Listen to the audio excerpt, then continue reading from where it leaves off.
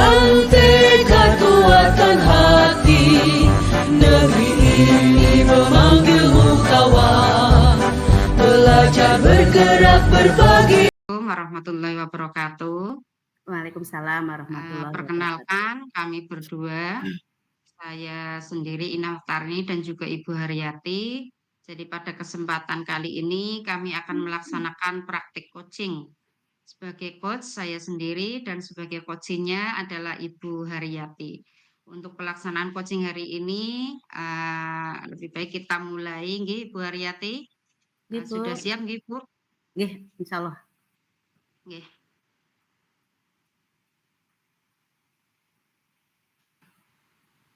Assalamualaikum Bu Haryati, selamat pagi.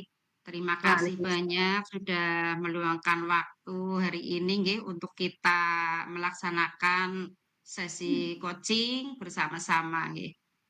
Waalaikumsalam Bu Ina, selamat pagi juga. Saya sangat berharap nanti bisa mendapatkan panduan dari Ibu terkait dengan permasalahan saya dalam meningkatkan strategi pembelajaran di kelas Bu Ina. Insya Allah Bu Haryati. Baik Ibu Har, mari kita mulai. Kita awali kegiatan kita nggih dengan mendefinisikan tujuan utama dari pertemuan kita hari ini. Nah Ibu Har, pada kegiatan kita hari ini kira-kira apa yang menjadi tujuan utama yang ingin Ibu capai dalam pembicaraan kita hari ini, Bu? Begini Bu Ina, saya itu ingin meningkatkan efektivitas strategi pembelajaran di kelas saya Bu, karena selama ini pembelajaran di kelas saya kan saya sudah menggunakan berbagai media, tetapi anak itu kurang bisa memberikan respon yang positif terhadap pembelajaran yang saya berikan gitu Bu. Baik Bu Har, menurut Bu Har sendiri itu ukuran keberhasilan dari tujuan pembelajaran Bu Har itu yang seperti apa? Apa yang membuat Ibu merasa bahwa Ibu sudah mencapai suatu kemajuan?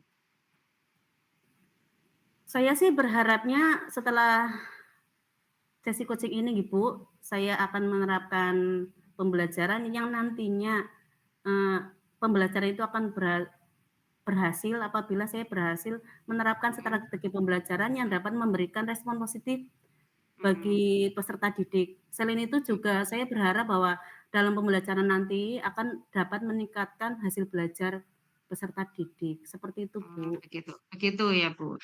Baik, kalau begitu mari kita tinjau situasi yang sedang Bu Har hadapi saat ini nggih. Nah, bagaimana kira-kira evaluasi Bu Har sendiri terhadap strategi pembelajaran yang mungkin sudah Ibu terapkan selama ini?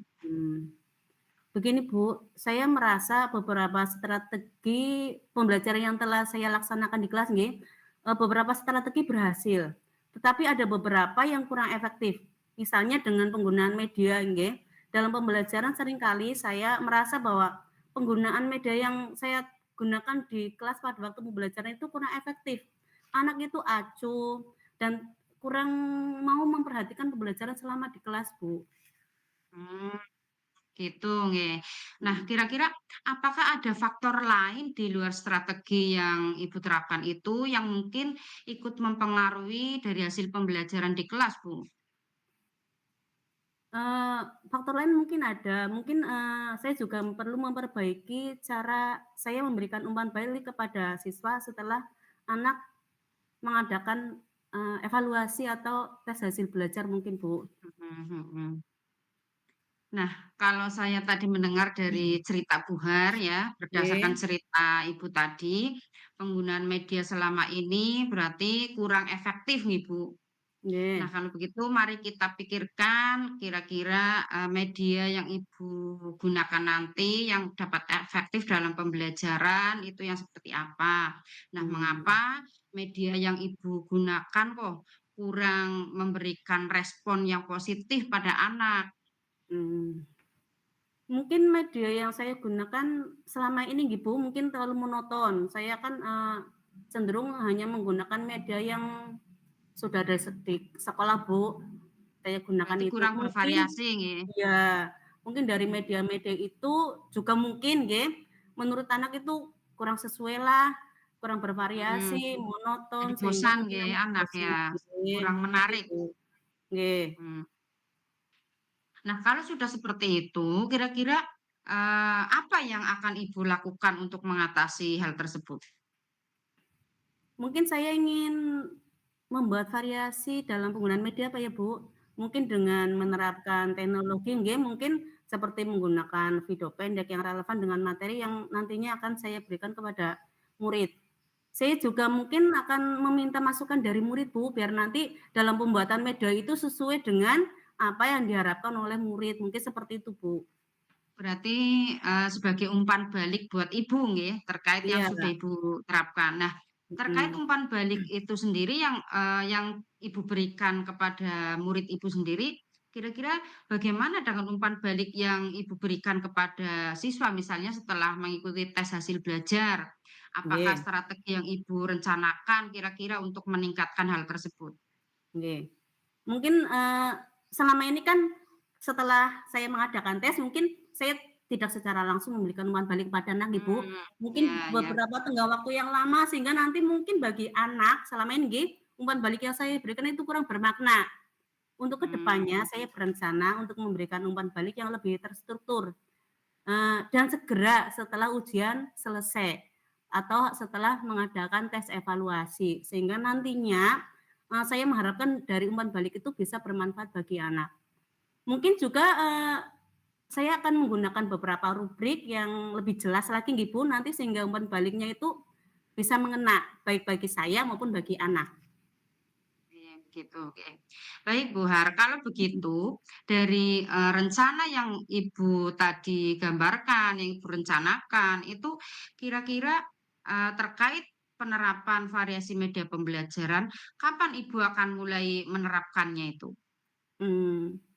Karena terkait dengan variasi pembuatan media pembelajaran nih, Bu, nanti, mungkin ada pembuatan video pendek, itu nantinya Mhm, saya juga harus mensinkronkan antara video yang saya buat dengan materi. Ini tentunya membutuhkan waktu yang tidak sedikit. Mungkin nanti sekitar minggu depan lah, Bu, insya Allah saya mulai akan melaksanakan, jadi nanti saya akan mempersiapkan dulu pembuatan video pendeknya dulu, sehingga nanti sesuai dengan, materi yang akan saya sampaikan. jadi tidak langsung gitu, karena Nggih, pastinya butuh waktu, butuh proses untuk pembuatan nggih. nggih, Baik, Bu. Selanjutnya terkait dengan, dalam penerapan yang perencanaan Ibu tadi, dalam penerapannya itu kan tentunya pasti, kadang ada kendala nggih, ada hambatan yang nggih. kadang muncul. Nah, kira-kira kalau misalnya dalam penerapannya besok kok ada kendala, ada hambatan, nah kira-kira, bagaimana cara cara Ibu menangani hambatan yang kemungkinan itu akan muncul? Oke, Ibu, iya saya juga menyadari itu pasti akan ada hambatan, apalagi nanti terkait dengan pembuatan video pendek nih, Bu. Saya mungkin akan mencadangkan waktu yang ekstra di luar jam mengajar saya. Saya akan memanfaatkan nanti mungkin selepas anak-anak pulang sekolah, saya bisa memanfaatkan waktunya nggih sampai jam dinas selesai untuk pembuatan video pendek. Eee, untuk mempersiapkan materi baru tentunya nggih. Terus untuk, terkait dengan umpan balik, saya juga mungkin akan menyusun rubrik umpan balik dengan lebih baik lagi. Berarti banyak persiapan yang diperlukan ya, Bu. Nah, Nggih, tentunya kalau iya, kalau melihat hal itu kan otomatis memang, tidak mungkin ketika jam-jam mengajar itu sambil mengerjakan nggih. Nah, nggih, otomatis mungkin betul yang tadi Bu harus sampaikan nggih, diambil waktu, ekstra nggih di luar nggih, jam pembelajaran, nggih. Nah, untuk selanjutnya kira-kira bagaimana komitmen Bu Har sendiri terhadap rencana aksi ini? Apakah, mhm, ada yang mungkin bisa membantu Ibu dalam menjaga konsistensi dalam penerapannya? mhm. Saya sih, berusaha untuk komitmen Bu terhadap rencana saya akan berusaha untuk melaksanakan perubahan nggih, dengan penggunaan media-media tersebut. Tentunya untuk mengatasi berbagai hambatan mungkin saya nanti bisa bekerja sama dengan operator sekolah lah, misalnya dalam pembuatan video pendek, saya bisa minta bantuan beliau, atau mungkin dengan rekan-rekan guru yang lain Bu, insya Allah nanti saya akan berusaha untuk berkolaborasi dengan teman-teman lah, untuk bisa membuat media yang menarik bagi anak.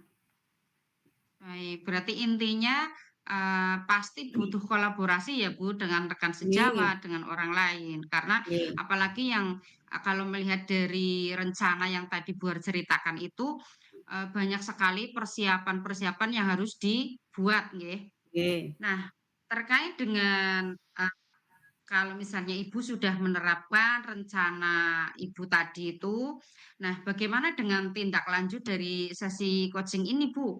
Nah, kira-kira apakah, kira-kira Ibu memerlukan pertemuan lanjutan, kita ngobrol-ngobrol lagi untuk mengevaluasi perkembangan yang Ibu lakukan atau bagaimana?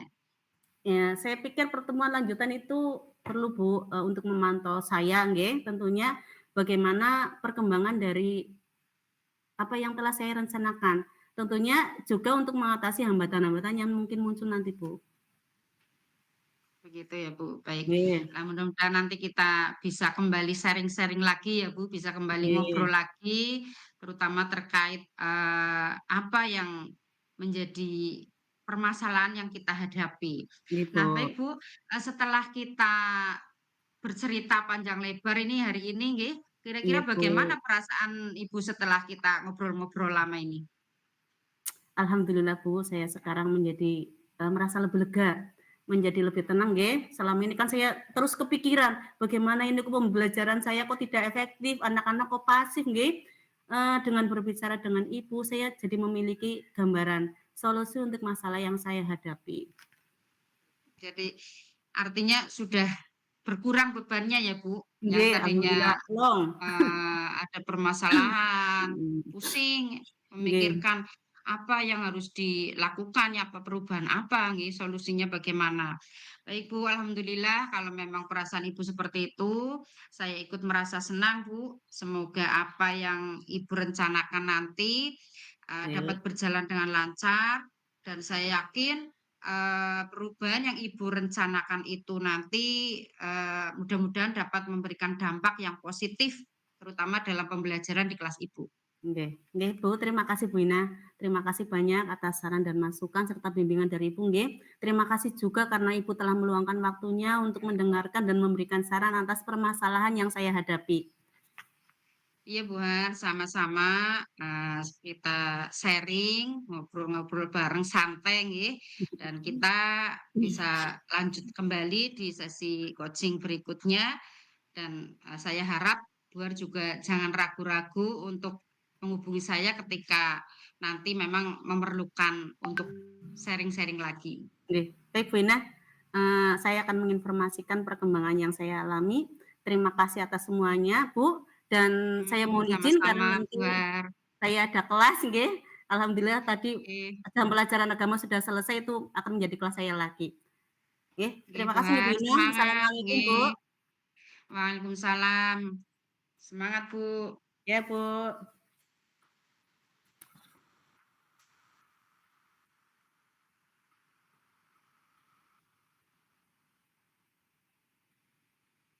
Monggo Bu Ina refleksinya.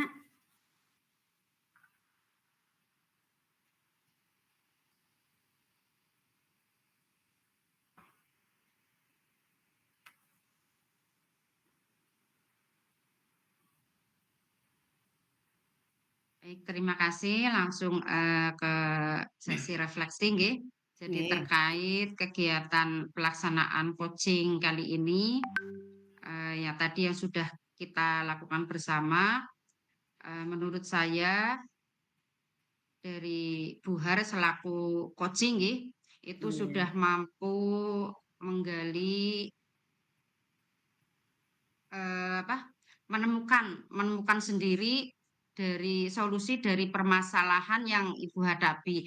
Jadi, permasalahan yang dihadapi terkait pembelajaran itu dari pertanyaan-pertanyaan yang disampaikan oleh coach tadi, mhm, ternyata, si coach itu sudah dapat menemukan solusi dari permasalahan yang dihadapi dalam pembelajaran. Nah, semoga nanti permasalahan yang dihadapi oleh Bu Har dapat teratasi dan terselesaikan sesuai dengan harapan. Nah, sukses selalu untuk kita semua nggih. amin amin, terima kasih Bu Ina.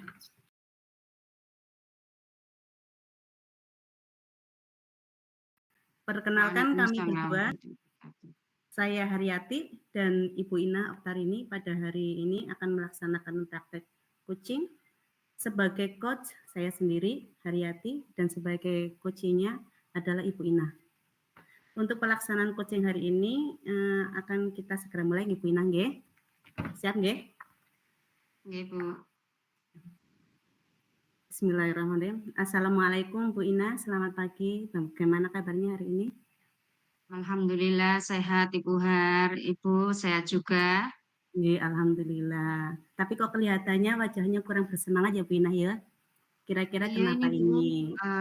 kebetulan saya sedang ada permasalahan ini dalam pembelajaran saya dan sampai saat ini belum menemukan solusi juga dari permasalahan saya. Oke Bu Ina. Mungkin dengan kita ngobrol santai bisa mengurangi sedikit beban atau permasalahan yang sedang Bu Ina hadapi. Iya Bu, terima kasih sekali Ibu sudah berkenan untuk meluangkan waktu dalam coaching hari ini. Ini yang sangat saya tunggu-tunggu Bu, solusi dari permasalahan yang saya hadapi.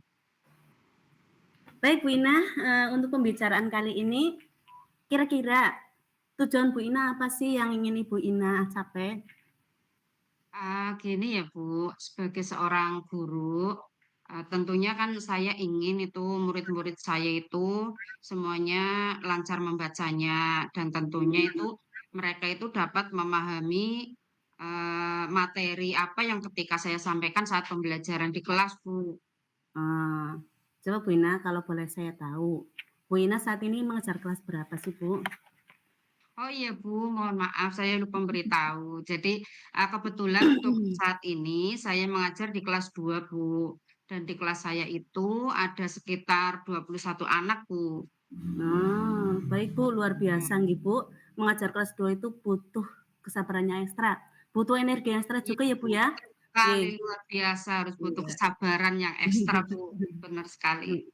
Berdasarkan yang tadi Ibu sampaikan, berarti Ibu ingin agar murid-murid Bu Ina nanti dapat membaca lancar dan memahami materi dengan baik nggih, dan lebih bermakna tentunya nggih Bu nggih?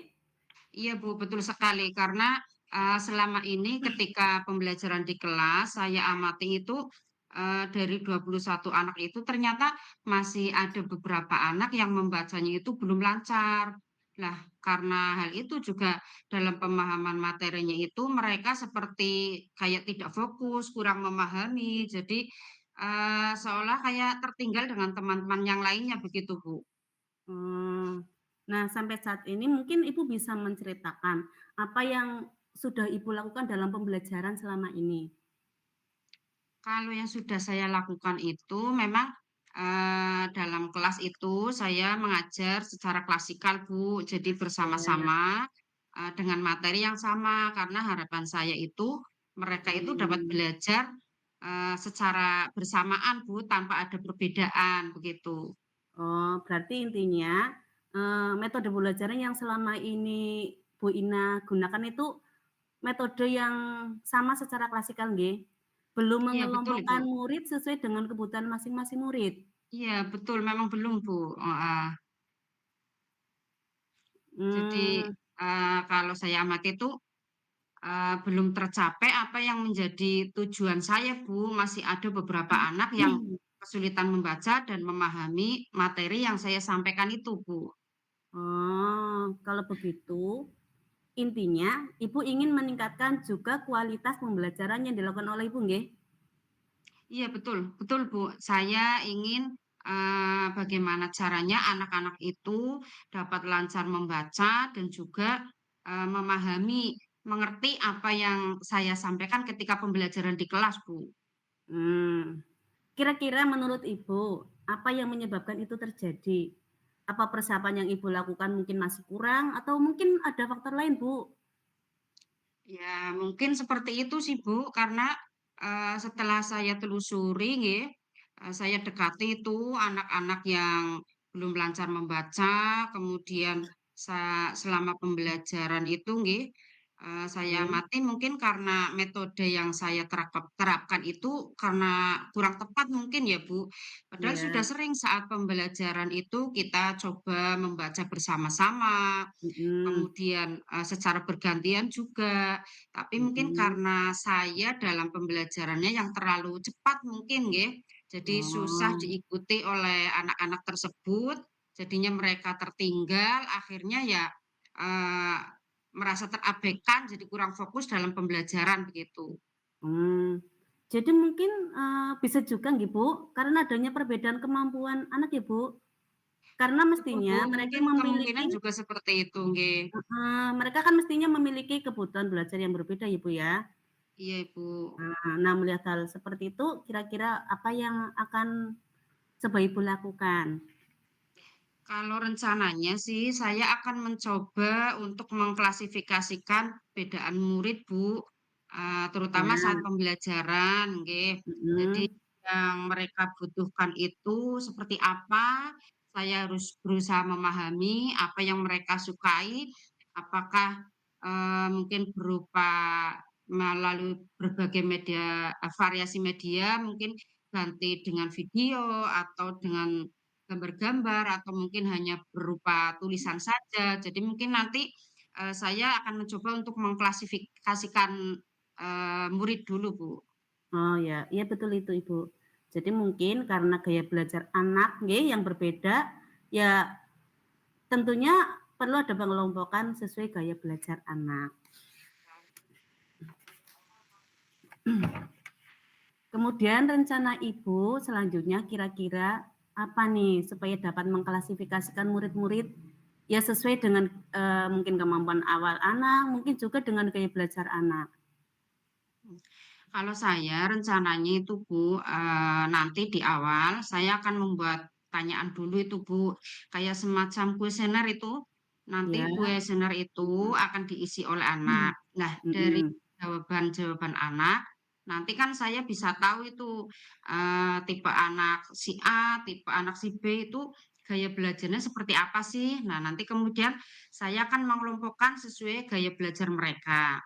Lalu Iya. setelah itu saya juga akan berusaha itu, Bu, mungkin apa ya, kayak semacam pendekatan nggih, pendekatan Mhm. ke anak-anak tersebut terutama yang, belajarnya itu apa, membacanya itu belum lancar. Jadi saya dekati biar lebih akrab. Nah, otomatis kan nanti, dengan keakraban itu jadi lebih tahu akar dari permasalahan yang dihadapi itu apa. Nah, Iya. setelah itu, saya Mhm. juga akan berusaha menerapkan teknik, membaca melalui jilid jilid bacaan, Bu. Jadi jilid membaca kan itu ada, buku-buku membaca dasar yang pakai metode jilid-jilid, mulai dari jilid Iya. 0, jilid 1. Nah, itu rencananya saya mulai dari jilid awal agar nanti dalam proses belajar membacanya itu lebih terarah. Oke. Berarti seperti metode IKRA ya, Bu, pakai jilid aja, jilid satu Iya, 2 betul, sampai Bu. dengan jilid 6, Iya, heeh. betul sekali. Jadi seperti pakai metode Iqra, nanti dimulai dari jilid awal. Nah, ketika dalam proses belajar membaca itu di jilid awal kok sudah mulai kendala, sudah, kesulitan, nanti akan terus, diulang sampai lancar nggih, diulang Iya lagi iya, dan heeh. juga, tentu ada pembimbingan secara intensif. Nggih nggih. Kalau begitu berarti, kapan pelaksanaannya, Bu? Itu apakah kira-kira dalam jam pelajaran apa di luar jam pembelajaran? Kalau gambaran saya sih rencananya di luar jam pembelajaran, Bu. Jadi kemungkinan Iya. di jam-jam setelah pulang. Karena waktu Mhm. pagi kan otomatis mereka belajar secara klasikal sama Mhm. dalam kelas masing-masing. Nah, otomatis, yang kemungkinan bisa dilaksanakan ya paling jam-jam sepulang sekolah itu, Bu. Berarti intinya nanti setelah jam pembelajaran nggih, pada saat awal pembelajaran kegiatan literasinya bagaimana itu, Bu? Apa juga Kalau dilaksanakan? Iya, kalau kegiatan literasi sih pasti selalu ada, Bu, selalu ada. Mmm, Meskipun ya hanya sebentar ketika di awal pembelajaran itu iya selalu ada. Termasuk dalam kegiatan pembelajaran juga, kesehariannya tidak lepas dari kegiatan membaca. Anak itu selalu kita tekankan, selalu saya tekankan untuk, terlibat dalam kegiatan membaca. Nah, apalagi kalau misalnya terlalu lama itu kan juga pasti anak akan merasa bosan, Bu. Biasanya itu Nggih. sudah pada, "Oh, rame sendiri, bosen Bu, capek Bu," gini itu. Nah, Iya. makanya, bagaimana caranya itu berusaha menerapkan yang baik. Iya. Coba Bu, tadi kan anak-anak ya bosan apa, coba, biar anak itu tidak cepat bosan atau jenuh, kira-kira apa yang akan Ibu lakukan? Apakah sudah dicoba cara yang lain atau yang berbeda mungkin?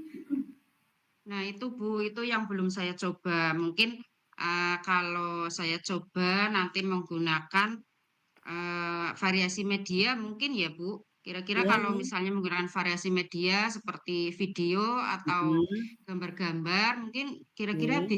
jadi mungkin ya Bu? Bisa juga Bu, biar ada variasinya gitu loh, jadi anak Mmm, tidak cepat bosan. Eee, Apalagi itu untuk anak kelas 2 ya Bu ya, anak kelas 2 kan iya Bu. kalau disuruh diam terlalu lama tanpa kesibukan itu bosan ini. Iya betul Bu. Paling mungkin nanti akan saya coba gitu Bu, barangkali Iya. dengan variasi media itu anak bisa Mhm, lebih tertarik dalam belajar gitu. ya. Kalau mungkin sudah tertarik untuk membaca, untuk belajar, kira-kira menurut Ibu nantinya, apa yang akan Ibu harapkan? Ya, harapan saya tentunya dengan adanya ketertarikan tersebut, minat belajar anak juga akan meningkat, Bu, dan akhirnya Mhm, membuat lebih, apa ya, lebih semangat, lebih termotivasi untuk, mhm. menguasai materi pembelajaran. Oke nggih, yang berarti yang kita harapkan tentunya hasilnya juga akan meningkat nih, Bu, baik Iya, Bu, setelah betul penggunaan sekali. media yang bervariasi, eee, dan yang lainnya. Langkah selanjutnya kira-kira apa, Bu Ina? Mungkin dalam kegiatan pembelajaran ya, Bu, saya Oke, akan buat, RPP yang berdiferensiasi ya, Bu. Jadi iya, kalau dalam RPP berdiferensiasi kan itu ada pengelompokan murid sesuai gaya belajarnya nggih. Nah, sehingga mhm, nantinya, murid-murid yang butuh pelayanan khusus tersebut tidak akan tertinggal lagi, Bu, dan tidak merasa mhm. terabaikan saat pembelajaran. Berarti nantinya Ibu akan mengidentifikasi terlebih dahulu nggih gaya belajar tiap anak nggih? Iya betul, Bu. Saya nanti kelompokkan dulu apakah termasuk, si A, si B-nya itu, kategori gaya belajar yang visual atau auditori atau termasuk yang kinestetik. Jadi Oke nanti saya kelompokkan dulu, Bu. oke oke, pada intinya nanti Ibu akan melakukan pembelajaran berdiferensiasi yang lebih lengkap nggih? Betul, Bu, betul seperti itu, kurang lebihnya seperti itu. Jadi saya akan berusaha, menerapkan sesuai alurnya mulai dari, identifikasi gaya belajar murid, kemudian membuat diferensiasi baik itu dalam kontennya maupun prosesnya ataupun produknya atau, nanti salah satu atau ketiga-tiganya saya gunakan, kemudian variasi medianya juga saya pertimbangkan termasuk pada, bagian penilaiannya, bentuk penilaiannya, Bu. Jadi dengan pembelajaran diferensiasi ini, harapannya nanti Ibu dapat lebih puas nggih, terhadap prosesnya dan mungkin juga hasilnya nggih? Iya, Bu, iya. Jadi harapan saya seperti itu dan tentunya, murid juga sama, Bu. Murid juga, Mmm, harapan saya bisa belajar dengan lebih bermakna sehingga, mhm, mereka itu lebih mudah memahami materi sesuai gaya belajar mereka masing-masing. oke. Baik Bu Ina, sampai di sini bagaimana perasaan Bu Ina sekarang setelah kita ngobrol, terus sharing tentang permasalahan yang Ibu hadapi, kira-kira bagaimana sekarang perasaannya? Alhamdulillah Ibu Har, perasaan saya sudah lega, saya menjadi lebih tenang, seperti apa ya, bebannya itu sudah berkurang, yang tadinya saya bingung memikirkan permasalahan pembelajaran saya ketika di kelas. Nah, ini setelah Nggih. berbincang-bincang sama Ibu Har, saya jadi lebih ada pencerahan terkait permasalahan yang saya hadapi. Baik Bu Ina, saya juga senang. Saya ikut senang, semoga yang akan Ibu lakukan nanti dapat berjalan dengan lancar dan bisa menyelesaikan semua masalah yang Ibu Ina hadapi selama ini. Oke, Bu. Terima kasih banyak atas saran dan masukan-masukannya yang sudah Ibu berikan. Dan terima kasih juga sudah meluangkan waktu untuk kegiatan coaching hari ini, Bu. Oke, Sama-sama, terima kasih kembali Bu Ina, semangat selalu nggih. Sudah Ibu. dulu nggih Bu, mungkin juga Bu Ina nanti ada kelas selanjutnya nggih. Nggih. Ibu. Assalamualaikum warahmatullahi wabarakatuh. Waalaikumsalam warahmatullahi wabarakatuh. Terima kasih, Bu. Sama-sama Bu Ina, alhamdulillah nggih Bu. Langsung ke refleksi nggih Bu. Untuk pelaksanaan praktik coaching kali ini yang saya lakukan bersama Bu Ina, menurut saya sudah bisa menggali berbagai pertanyaan yang membuat Bu Ina sebagai coach menemukan sendiri ide-ide solusi dari permasalahannya. Dari wawancara tadi, coach juga sudah dapat menemukan cara apa yang akan dilakukan untuk peningkatan kualitas pembelajaran di dalam kelas melalui pembelajaran berdiferensiasi. Semoga nanti permasalahan yang dihadapi Bu Ina dapat teratasi dan selesai sesuai dengan harapan. Sukses selalu untuk kita semua, Bu Ina.